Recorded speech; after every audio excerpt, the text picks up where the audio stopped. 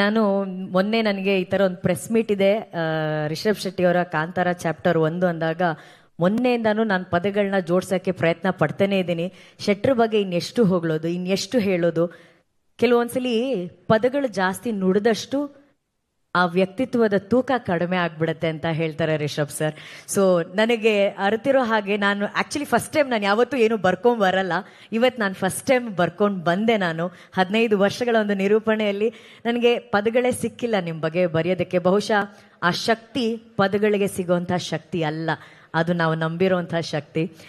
ಮೊದಲು ಯೋಚನೆ, ಚಿಂತನೆ, ಆಮೇಲೆ ಕಲ್ಪನೆ, ಅದನ್ನು ಸಾಕಾರ ಮಾಡೋದಕ್ಕೆ ಇನ್ನೊಂದು ಯೋಜನೆ, ಅದನ್ನು ಕಾರ್ಯರೂಪಕ್ಕೆ ತರೋದಕ್ಕೆ ಪಡೋವಂಥ ಯಾತನೆ, ಕೊನೆಗೆ ಅದನ್ನು ಸಂಪೂರ್ಣಗೊಳಿಸಿ ತಾನು ಹಿಂದೆ ನಿಂತು ತನ್ನ ತಂಡವನ್ನು ಮುನ್ನಡೆಸೋದು ಒಬ್ಬನೇ, ಅವರೊಬ್ಬರೇ, ದೈವ ಸ್ವರೂಪಿ ಡಿವೈನ್ ಸ್ಟಾರ್ ರಿಷಬ್ ಶೆಟ್ಟಿ ಒಬ್ಬರೇ. ರಿಷಬ್ ಸರ್, ಅತ್ಯಂತ ಗೌರವದಿಂದ ಈ ಕ್ಷಣ ನಿಮ್ಮನ್ನು ನಾನು ವೇದಿಕೆ ಮೇಲೆ ಬರಮಾಡಿಕೊಳ್ಳೋದಕ್ಕೆ ಇಷ್ಟಪಡ್ತೀನಿ. ನಿಮ್ಮೆಲ್ಲರ ದೊಡ್ಡ ಚಪ್ಪಾಳೆಯೊಂದಿಗೆ ಸ್ವಾಗತಿಸಿ Rishab Shetty, the man behind Kantara.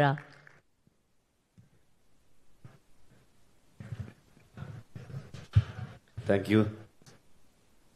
ಏನು ಹೇಳೋದು ಗೊತ್ತಾಗ್ತಿಲ್ಲ. ಅಂದರೆ ಪ್ರಗತಿ ಹೇಳಿದಾಗೆ ಒಂದು 6 ತಿಂಗಳು 3 ತಿಂಗಳು ಒಂದೊಂದು ಪ್ರೆಸ್ ಮೀಟ್ ನಡೀತಾ ಇತ್ತು. ಒಂಥರ ಟಚ್ ಹೋದಂಗೆ ಆಗ್ಬಿಟ್ಟಿದೆ. ಲಿಟ್ರಲಿ ಎಲ್ಲೋ ಊರಿಂದ ಫಸ್ಟ್ ಟೈಮ್ ಬೆಂಗಳೂರಿಗೆ ಬಂದಾಗ ಹೆಂಗೆ ಫೀಲ್ ಇದೆಯೋ ಅದೇ ಥರ ಫೀಲಿಂಗ್ ಇದೆ ಇವಾಗ. ಇಲ್ಲಿ ಬಂದರೆ ಎಲ್ಲ ಸರ್ಕಲ್ ಒಂದೇ ಥರ ಕಾಣಿಸೋಕೆ ಶುರುವಾಗಿದೆ. ಎಲ್ಲೂ ಹೋಗೋಕ್ಕೂ ಆಗ್ತಿಲ್ಲ. ಬಂದರೆ ಅಜಿನಿ ಸ್ಟುಡಿಯೋ ಮನೆಗೂ ಹೋಗಲಿಲ್ಲ.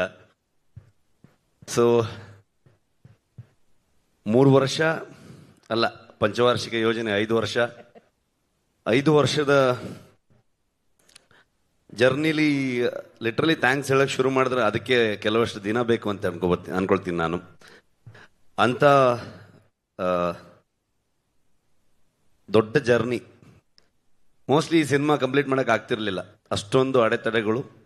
ನನಗೆ ತುಂಬ ಸ್ಟ್ರೆಂತ್ ಆಗಿ ನನ್ನನ್ನು ಹಿಂದೆ ಮೋಸ್ಟ್ಲಿ ಒಂದು ಎಕ್ಸಾಂಪಲ್ ಒಂದಷ್ಟು ಶೀಟ್ ಇರುತ್ತಲ್ವ, ಎಕ್ಸ್ಟ್ರಾ ಶೀಟ್ಗಳಿತ್ತಲ್ಲ, ಆ ಶೀಟಲ್ಲೆಲ್ಲ ಬರ್ಕೊಂಡ್ರೂ ಸಾಲಲ್ಲ ಅನಿಸುತ್ತೆ. ಅಷ್ಟು ಹರಕೆ ಹೊತ್ತಿರ್ಬೋದು ಮೋಸ್ಟ್ಲಿ ಪ್ರಗತಿ. ಅಷ್ಟು ನನಗೆ ಎವ್ರಿ ಡೇ ನಾನು ಶೂಟಿಂಗ್ ಹೊರಟ್ರೆ ಇಲ್ಲಿ ಕೂತ್ಕೊಂಡು ಪ್ರೇ ಮಾಡ್ತಾ ಇದ್ಲ ಅವಳು. ಸೊ ಸ್ಪಾಟಲ್ಲಿ ಇದ್ರೂ ಅದೇನೆ. ಕೆಲವು ಸಲ ರಿಸ್ಕಿ ಸೀಕ್ವೆನ್ಸ್ ಇದ್ರೆ ಅವಳಿಗೆ ಏನಾದರೂ ಮಾಡಿ ಯಾಮಾರಿಸಿ ಬರಕ್ಕೆ ಬಿಡ್ತಿರ್ಲಿಲ್ಲ. ಇಲ್ಲ ನೀನು ಸ್ವಲ್ಪ ಲೇಟಾಗಿ ಬಾ ಹಂಗೆ ಅಂತ ಅನ್ಕೊಂಡು, ಬಿಕಾಸ್ ಅಲ್ಲಿ ನೋಡಿ ಇನ್ನಿಷ್ಟು ಟೆನ್ಷನ್ ಆಗ್ತಾಳೆ ಅಂತ ಎಷ್ಟೋ ದಿನಗಳು. ಸೊ ಈ ಬೆಂಗಳೂರಿಗೆ ಬಂದೆ ನಾನು ಇವಾಗ ಒಂದು 15 ದಿವಸ ಈಚೆಗೆ ಬಂದಿದ್ದು. ಅಲ್ಲಿವರೆಗೆ ಬೇರೆ ಬೇರೆ ಕುಂದಾಪುರದಲ್ಲೇ ಪೋಸ್ಟ್ ಪ್ರೊಡಕ್ಷನ್ ಮಾಡ್ತಾ ಇದ್ವಿ. ಬಂದ ಮೇಲೆ ಸುಮಾರು ಕೆಲವೊಂದಷ್ಟು ಜನರು ಗೊತ್ತಾಯ್ತು. ಫೋನ್ ಮಾಡಿ ಹೇಗಿದ್ದೀರಾ ಅಂತ ಕೇಳಿದ್ರು. ಅದೊಂದು ಮಾತ್ರ ಕೇಳಬೇಡಿ ಅಂತಂದೆ ನಾನು. ಇನ್ನೊಂದ್ಸಲ ಹೇಗಿದ್ದೀರಾ ಕೇಳಿದ್ರೆ ಹತ್ತೆ ಬಿಡ್ತೀಸಿದ ಅಂತ. ಸೊ ಆ ಥರದ ಒಂದು ಇಮೋಷನಲ್ ಜರ್ನಿನೂ ಕೂಡ ಹೌದು ನಮಗೆ. ಎಲ್ಲರೂ ಹೇಳ್ತಾ ಇದ್ರು, ನಿಮ್ಮಿಂದ ಹಿಡಿದು ಇಲ್ಲಿ ಪ್ರತಿಯೊಬ್ಬರು ನನ್ನ ಹೆಸರನ್ನು ಹೇಳ್ತಾ ಇದ್ರು, ನನ್ನಿಂದ ಅಂತ ಹೇಳ್ತಾ ಇದ್ರು. ಖಂಡಿತವಾಗ್ಲೂ ಅಲ್ಲ. ಇದು ಇಡೀ ತಂಡ ನನಗೆ ಲಿಟ್ರಲಿ ಶೋಲ್ಡರ್ ಆಗಿ, ಪಿಲ್ಲರ್ಸ್ಗಳಾಗಿ. ನನ್ನ ಮಕ್ಕಳನ್ನ ನೋಡೋಕ್ಕೂ ನನ್ನ ಹತ್ರ ಟೈಮ್ ಇಲ್ಲ, ಅವರು ಸ್ಕೂಲ್ಗೆ ಹೋಗೋದು ನೋಡೋದಕ್ಕೂ ಟೈಮ್ ಇಲ್ಲ. 5 ವರ್ಷದಿಂದ ಸಿನಿಮಾ ಮಾಡ್ತಾನೆ ಇದ್ದೀನಿ. ಆ ಎಲ್ಲ ಜವಾಬ್ದಾರಿಯನ್ನು ಲಿಟ್ರಲಿ ನನ್ನ ಹಿಂದೆ ಒಂದು ಶಕ್ತಿಯಾಗಿ ಪ್ರಗತಿ ನೋಡ್ಕೊಂಡು ಹೋಗ್ತಾ ಇದ್ಲು. ಈ ಕಡೆ ಸ್ಪಾಟಿಗೂ ಬರ್ತಾ ಇದ್ಲು, ಕೆಲಸನೂ ಮಾಡ್ತಾ ಇದ್ಲು. ನನ್ನ ರೈಟರ್ಸ್ಗಳು ಅವ್ರ ಫ್ಯಾಮಿಲಿ ಎಲ್ಲವನ್ನ ಬಿಟ್ಟು ಬಂದು ನನ್ನ ಜೊತೆಗೆ 5 ವರ್ಷದಿಂದ ತಿರುಗ್ತಾನೆ ಇದ್ದಾರೆ. ನನ್ನ DOP ಇವತ್ತು ಅವನು, ನಾನು ಇಲ್ಲಿದ್ದೀನಿ ಅಂತಂದ್ರೆ ಅದಕ್ಕೆ ರೀಸನ್ ಇವತ್ತು ಅವನು ಎಲ್ಲೋ ಕೆಲಸ ಮಾಡ್ತಾ ಇದ್ದಾನೆ. ಹಾಗಾಗಿ ಅವನ್ನ ಲಿಟ್ರಲಿ ನನ್ನ ಒಂದು ಶೋಲ್ಡರ್ ಅವನು. ಇವರೆಲ್ಲರೂ ಪಿಲ್ಲರ್ಸ್ಗಳೇ. ವಿನೀಶ್ ಬೆಂಗ್ಲಾನ್ ಅಂತ ಈ ಸಿನಿಮಾದ ಪ್ರೊಡಕ್ಷನ್ ಡಿಸೈನರು. ಇವತ್ತು ಧರಣಿ ಇದ್ದಾನೆ. ನಮ್ಮ ಇಡೀ ತಂಡ ತುಂಬ ದೊಡ್ಡ ತಂಡ ಅದು. ನನ್ನ ಡೈರೆಕ್ಷನ್ ಟೀಮು, ಆರ್ಟಿಸ್ಟ್ಗಳಾಗ್ಬೋದು, ಊರವರಿಂದ ಹಿಡ್ಕೊಂಡು ಮುದೂರ್ ಆಗ್ಬೋದು, ಕೆರಾಡಿ ಆಗ್ಬೋದು, ಕುಂದಾಪುರ ಆಗ್ಬೋದು, ಆ ಸುತ್ತಮುತ್ತ ಎಲ್ಲ ಪ್ರದೇಶ, ಫಾರೆಸ್ಟ್ ಡಿಪಾರ್ಟ್ಮೆಂಟ್ ಅವರು, ಯಾರಿಗೆಲ್ಲ ಥ್ಯಾಂಕ್ಸ್ ಹೇಳೋದು, ಯಾರಿಗೆಲ್ಲ ಬಿಡೋದು. ಫಾರೆಸ್ಟ್ ಮಿನಿಸ್ಟ್ರಿಂದ ಹಿಡಿದು ಪ್ರತಿಯೊಬ್ಬರು ನಮ್ಗೆ ಹೆಲ್ಪ್ ಮಾಡಿದವ್ರೆ. ಅವರೆಲ್ಲರ ಕಾಂಟ್ರಿಬ್ಯೂಷನ್ ಇಂದ ಇವತ್ತು ಈ ಸಿನಿಮಾ ಮೂಡ್ ಬಂದಿದೆ. ಖಂಡಿತವಾಗ್ಲೂ ನಾನು ಒಬ್ಬನಿಂದಲ್ಲ. ಒಬ್ಬ ಒಂದು ಕಥೆಯನ್ನು ತಗೊಂಡು ಬಂದಾಗ, ಒಂದು ಯೋಚನೆಯನ್ನು ತಗೊಂಡು ಬಂದಾಗ ಅದನ್ನ ಹೇಗೆಲ್ಲ ಚಂದ ಕಾಣಿಸ್ಬೋದು, ಬರೋಂಥ ಒಬ್ಬ ಕೋ ರೈಟರ್ ಅದನ್ನು ಎಷ್ಟು ಚಂದವಾಗಿ ಅದನ್ನು ಬರಿತಾ ಹೋಗ್ಬೋದು, ಅದ್ರ ಜೊತೆಗೆ ಅದನ್ನು ಆ್ಯಡ್ ಮಾಡ್ತಾ ಹೋಗ್ಬೋದು, ಇನ್ನೂ ಬ್ಯೂಟಿಫುಲ್ ಮಾಡ್ತಾ ಹೋಗ್ಬೋದು. ಒಬ್ಬ ಸಿನಿಮಾಟೋಗ್ರಫರ್ ಅದನ್ನು ನಾನು ಕಂಡಿರುವಂಥ ಒಂದು ವಿಷನ್ನ ಅವನು ಎಷ್ಟು ಚಂದವಾಗಿ ತೋರಿಸಿದಾನಂತ ನಾನೇನು ಮಾತಾಡೋದು ಬೇಕಾಗಿಲ್ಲ, ಎಲ್ಲ ವಿಜುವಲ್ಸ್ಗಳು ಹೇಳ್ತಾ ಇದೆ ಇವತ್ತು. ಅದಕ್ಕೆ ಏನು ಕೇಳುತ್ತೆ, ಎಷ್ಟು ಬಜೆಟಲ್ಲಿ ಮಾಡ್ತೀವಿ, ಆ ಲೆಕ್ಕಾಚಾರ ಏನು, ಇದನ್ನ ಯಾವತ್ತೂ ಕೇಳಲೇ ಇಲ್ಲ ವಿಜಯಣ್ಣ. ಕತೆ ಮೇಲೆ ನಂಬಿಕೆ, ನನ್ನ ಮೇಲೆ ನಂಬಿಕೆ, ನನ್ನ ಇಡೀ ತಂಡದ ಮೇಲೆ ನಂಬಿಕೆ. ನಾವ್ಯಾರು ಇವತ್ತು 3 ತಿಂಗಳಾಯ್ತು ನಾವ್ಯಾರು ಕರೆಕ್ಟಾಗಿ ಮಲಗದೆ, ಅಂದರೆ 1 hour 2 hours. ಸುಮಾರು ಜನ ಡೈರೆಕ್ಷನ್ ಟೀಮ್ ಅವ್ರು ಆಗ್ಬೋದು, DOP ಆಗ್ಬೋದು, 38 hours 48 hours ಹಿಂಗೆ ಹೋಗ್ತಾ ಇದೆ ಕೆಲಸಗಳು. ಆ ಪ್ರತಿಯೊಬ್ಬರದ್ದು ಎಫರ್ಟ್ ಇದೆಯಲ್ಲ, ಯಾರು ಇದು ನನ್ನ ಸಿನಿಮಾ ಅಂತ ಮಾಡಲೇ ಇಲ್ಲ ಅವರು. ಇದೆಲ್ಲ ಪ್ರತಿಯೊಬ್ಬರು ಇನ್ಕ್ಲೂಡಿಂಗ್ ಪ್ರೊಡ್ಯೂಸರ್ಸ್ ಇಂದ ಹಿಡಿದು ಟೀ ಕಾಫಿ ಕೊಡುವಂತ ಪ್ರೊಡಕ್ಷನ್ ಹುಡುಗರವರೆಗೂ ನಮ್ಮ ಫಿಲ್ಮು ಅಂತ ಸುಮಾರಷ್ಟು ಕೇಳಿಬಿಡ್ತಾ ಇತ್ತು ಮೀಡಿಯಾದಲ್ಲಿ, ಅಲ್ಲಿ ಇಲ್ಲಿ ಎಲ್ಲ ಕಡೆಗೆ. ಕಾಂತಾರ ಮಾಡಕ್ ಶುರು ಮಾಡಿದ್ಮೇಲೆ ಸೆಟ್ಟಲ್ ಹಾಗಾಯ್ತು ಹೀಗಾಯ್ತು ಅಂತೆಲ್ಲ ಕೇಳ್ಪಡ್ತಾ ಇತ್ತು. ಲೆಕ್ಕ ಹಾಕಿದ್ರೆ ಮೋಸ್ಟ್ಲಿ ಒಂದು 4 ಸಲನೋ 5 ಸಲ ನಾನು ಹೋಗಿ ಬಿಡ್ತಾ ಇದ್ದೆ. ಬಟ್ ಇವತ್ತವರೆಗೂ ನಾನು ಬಂದು ಈ ಸಿನಿಮಾನ ಶೋಲ್ಡರ್ಗೆ ಹಾಕೊಂಡು ನಾನು ಇಡೀ ತಂಡದ ಜೊತೆಗೆ ಬಂದು ನಿಮ್ಮ ಮುಂದೆ ನಿಂತಿದ್ದೀನಿ. 2ನೇ ತಾರೀಕು ಈ ಸಿನಿಮಾ ನಿಮ್ಗೆ ತೋರಿಸ್ತೀವಿ. ಓನ್ಲಿ ರೀಸನ್ ನನ್ನ ಹಿಂದೆ ನಿಂತಿರೋದು ಆ ದೈವ ಅನ್ನೋದು ಅಷ್ಟೇ ನಂಬಿಕೆ. ಆ ದೈವದಿಂದನೇ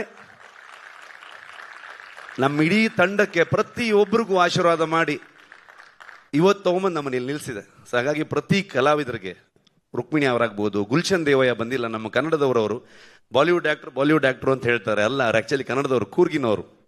ತುಂಬ ಅದ್ಭುತವಾಗಿ ಅವರು ಅಭಿನಯ ಮಾಡಿದ್ದಾರೆ. ಜಯರಾಮ್ ಸರ್ ಆಗ್ಬೋದು, ಕನ್ನಡದ ಎಷ್ಟೋ ಥಿಯೇಟರ್ ಆರ್ಟಿಸ್ಟ್ಗಳು, ಎಷ್ಟೋ ಜನ ಪ್ರತಿಭೆಗಳು ನಮ್ಮ ಇಡೀ ತಂಡ ಸೇರ್ಕೊಂಡಿದ್ದಾರೆ. ಒಂದ್ ದಿವಸ ಸುಮ್ಮನೆ ಯೋಚನೆ ಮಾಡ್ತಾ ಇದ್ವಿ ನಾವು, ಕೊನೆಯ ಚಿತ್ರೀಕರಣ ಮುಗಿಯೋ ಹಂತದಲ್ಲಿ ಎಲ್ರಿಗೂ ಒಂದು ಅದ್ಭುತವಾಗಿ ಊಟ ಹಾಕಿದ್ರು ವಿಜಯಣ್ಣ ಕುಂದಾಪುರಕ್ಕೆ ಬಂದು. ಅವಾಗ ನಮ್ಮ ಇಡೀ ಕುಂದಾಪುರ ಮತ್ತು ಆ ಸುತ್ತಮುತ್ತ ಎಲ್ಲ ಒಂದು ಮಿನಿ ಫಿಲ್ಮ್ ಸಿಟಿ ತರ ಆಗೋಗಿದೆ. ಅಲ್ಲೆಲ್ಲ ಇನ್ನೆಷ್ಟು ಸಿನಿಮಾ ಬೇಕಾದ್ರೆ ಶೂಟಿಂಗ್ ಮಾಡ್ಬೋದು, ಆ ಥರದಲ್ಲಿ ಬೆಳೆದಿದೆ ಅದು. ಅವಾಗ ನಾನು ಲೆಕ್ಕ ಹಾಕ್ತಾ ಇದ್ದೆ, ಅಂದ್ರೆ ನಾರ್ಮಲಿ ನಾವು ದೇವಸ್ಥಾನದಲ್ಲಿ ಹೋಗಿ ಸೇವೆ ಕೊಡ್ತೀವಿ, ಅನ್ನ ಸಂತರ್ಪಣೆ ಕೊಡ್ತೀವಿ, ಇನ್ನು ಯಾವುದೋ ಒಂದು ಹುಟ್ಟುಹಬ್ಬದ ದಿವಸ ಒಂದಷ್ಟು ಆಶ್ರಮಗಳಿಗೆ ಅಥವಾ ಬೇರೆ ಬೇರೆ ಜಾಗದಲ್ಲಿ ಒಂದು ಸೇವೆಯನ್ನು ಕೊಡುವಂಥದ್ದು, ಒಂದು ಒಳ್ಳೆ ಒಂದು ವೈಬ್ಗೋಸ್ಕರ, ಒಂದು ಆಶೀರ್ವಾದಕ್ಕೋಸ್ಕರ ಅಂತ. ಲೆಕ್ಕ ಹಾಕಿ ನೋಡಿದಾಗ 3 ವರ್ಷದಲ್ಲಿ ಒಂದು ನಮ್ದು ಎಲ್ಲ ದಿನಗೂಲಿ ಲೆಕ್ಕನೇ. ಒಂದು ಲೆಕ್ಕಕ್ಕೆ ನೋಡಕ್ ಹೋದ್ರೆ ಅದನ್ನ ಲೆಕ್ಕ ಮಾಡಿದ್ರೆ, ಒಂದು ಮ್ಯಾನರ್ಸ್ ಅಂತ ಲೆಕ್ಕ ಮಾಡಿದ್ರೆ ಲಿಟ್ರಲಿ ಒಂದು 4ರಿಂದ 4.5 ಲಕ್ಷ ಮ್ಯಾನರ್ಸ್ಗೆ ಊಟ ಹಾಕಿದ್ದಾರೆ ಹೊಂಬಾಳೆ ಸಂಸ್ಥೆ ಈ ಸಿನಿಮಾದಿಂದ. ಸಿನಿಮಾದ ಕಲೆಕ್ಷನ್ ಬಗ್ಗೆ ಮಾತಾಡ್ತೀವಿ ನಾವು, ಅಥವಾ ಆ ಸಿನಿಮಾ ಏನ್ ರೆಕಾರ್ಡ್ ಮಾಡ್ತು, ಎಷ್ಟು ಚೆನ್ನಾಗಿ ಬಂದಿದೆ ಎಲ್ಲೋ ಹೇಳ್ತೀವಿ. ಆದ್ರೆ ಸಿನಿಮಾ ಒಂದು ಊರಿಗೆ ಬಂದಾಗ ಇಡೀ ಊರಿಗೆ ಅದು ಎಷ್ಟು ಚಂದದಲ್ಲಿ ಉದ್ಯೋಗನ ಸೃಷ್ಟಿ ಮಾಡುತ್ತೆ. ಅದ್ರ ಜೊತೆಗೆ ಎಲ್ಲರೂ ನಮ್ಗೆ ಕೊಡುವಂತ ಆಶೀರ್ವಾದ ಇದೆಯಲ್ವಾ, ಎಲ್ಲವೂ ನನಗೆ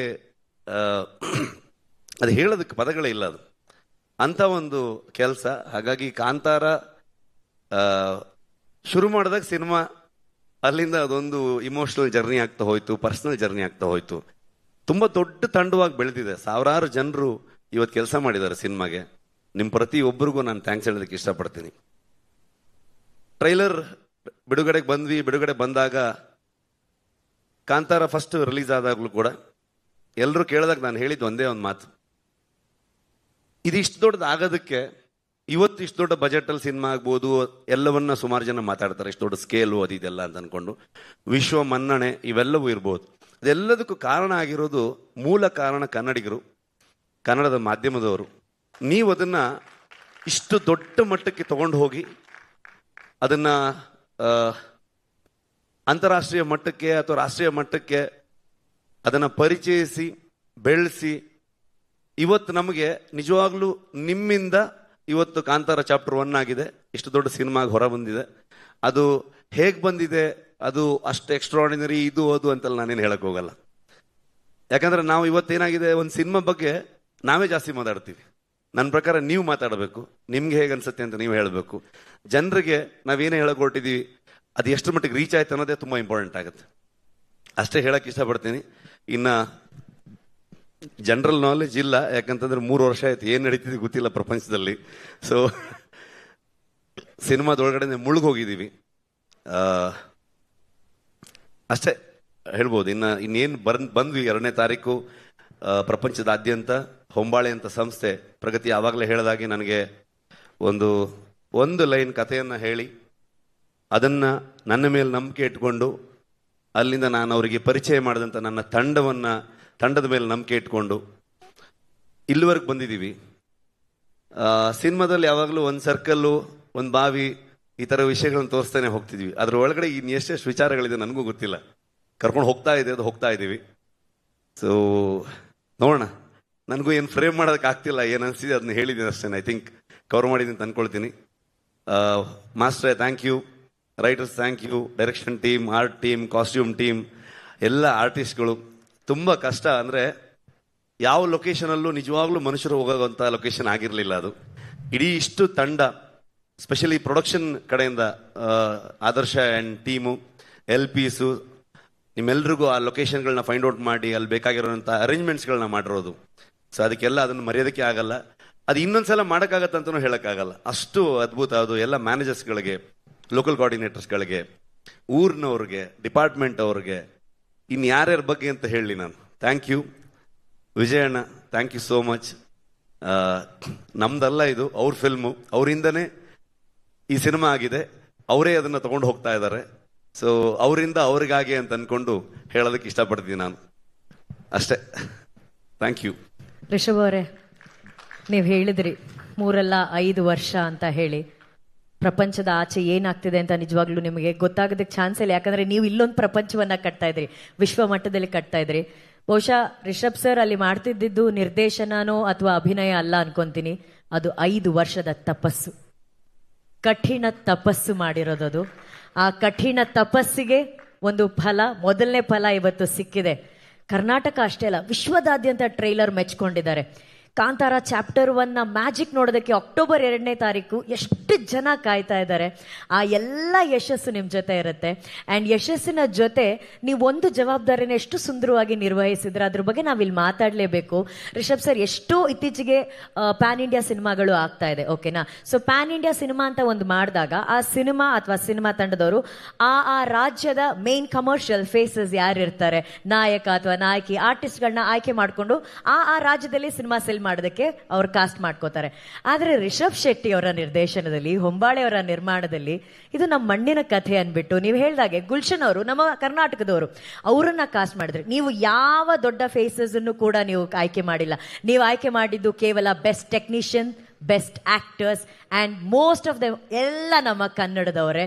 ಸೊ ಆ ಹಿರಿಮೆ ಬಗ್ಗೆ ನಿಮಗೆ ಎಷ್ಟು ಗೌರವ ಇದೆ, ಎಷ್ಟು ಹೆಮ್ಮೆ ಇದೆ ಹೇಳಿ ರಿಷಬ್ ಸರ್.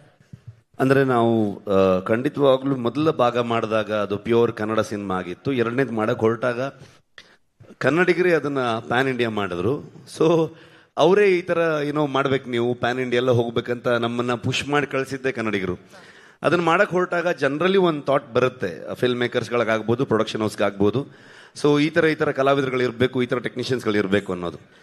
ಬಟ್ ನಾನು ಯಾವತ್ತು ಏನು ನಂಬ್ತೀನಿ ಅಂತಂದರೆ, ಆವತ್ತು ಕಾಂತಾರ ಮಾಡಿದಾಗ ಆ ಥರದ್ದು ಯಾವುದೂ ಇರಲೇ ಇಲ್ಲ. ಆ ಕಾಂತಾರವನ್ನು ಇಷ್ಟು ದೊಡ್ಡ ಮಟ್ಟಕ್ಕೆ ತೊಗೊಂಡೋಗಿರೋದು ಇದೇ ಜನರು. ಸೊ ಹಾಗಾಗಿ ಆ ಕತೆ ಏನು ಕೇಳುತ್ತೆ, ಅದನ್ನು ಯಾರನ್ನ ಆಯ್ಕೆ ಮಾಡುತ್ತೆ, ಅವ್ರಿಗೆ ಅವಕಾಶ ಕೊಟ್ಟರೆ ಅಥವಾ ಅವರ ಅಸೋಸಿಯೇಷನಿಂದ ಅದು ಸಿನಿಮಾಗೆ ಇನ್ನೂ ದೊಡ್ಡ ಕಾಂಟ್ರಿಬ್ಯೂಷನ್ ಆಗತ್ತೆ ಅಂತ ನಾನು ನಂಬ್ತೀನಿ ನಾನು. ಹಾಗಾಗಿ ಆ ಕಥೆಯ ಆಯ್ಕೆ ಪ್ರಕಾರವಾಗಿ ಹೋಗಬೇಕೇ ಹೊರತು ನಾವು ಅದನ್ನು ಫೋರ್ಸ್ ಮಾಡಿದ್ರೆ ಅದು ಯಾವತ್ತೂ ಆರ್ಗ್ಯಾನಿಕ್ ಆಗಿ ಹೋಗೋದೇ ಇಲ್ಲ. ಅದು ಅವರು ಕೂಡ ಫಿಟ್ ಆಗಲ್ಲ, ನಮ್ಮ ಸಿನಿಮಾಗೂ ಕೂಡ ಜಸ್ಟಿಫೈ ಆಗಲ್ಲ ಅಂತ ಅಂದ್ಕೊಳ್ತೀನಿ ನಾನು. ಮತ್ತು ನಮ್ಮಲ್ಲಿ ಎಲ್ಲ ರಾಜ್ಯದವರು ಬಂದು ಕೆಲಸ ಮಾಡಿದ್ದಾರೆ. ಅಂದರೆ ನಿಜವಾಗ್ಲೂ ನಮಗೆ ಟೆಕ್ನಿಷಿಯನ್ಗಳು ಕೊರತೆ ಆಗುವಷ್ಟು ಜನರು ಬೇಕಿತ್ತು ನಮಗೆ ಇಡೀ ಸಿನಿಮಾ ಶೂಟ್ ಮಾಡಬೇಕಾದ್ರೆ. ಆರ್ಟ್ ಡಿಪಾರ್ಟ್ಮೆಂಟಿಗೆ ಲಿಟ್ರಲಿ ಒಂದು 600-700 ಜನ ಎವ್ರಿ ಡೇ ವರ್ಕ್ ಮಾಡ್ತಾ ಇದ್ರು ಅಲ್ಲಿ ಆ ಎಲ್ಲ ಸೆಟ್ಗಳನ್ನ ಹಾಕಬೇಕಾದ್ರೆ. ಸೊ ಹಾಗಾಗಿ ಎಲ್ಲ ರಾಜ್ಯದಿಂದ ಬಂದಿದ್ರು ಸಿನಿಮಾ ವರ್ಕರ್ಸ್ಗಳೆಲ್ಲರೂ.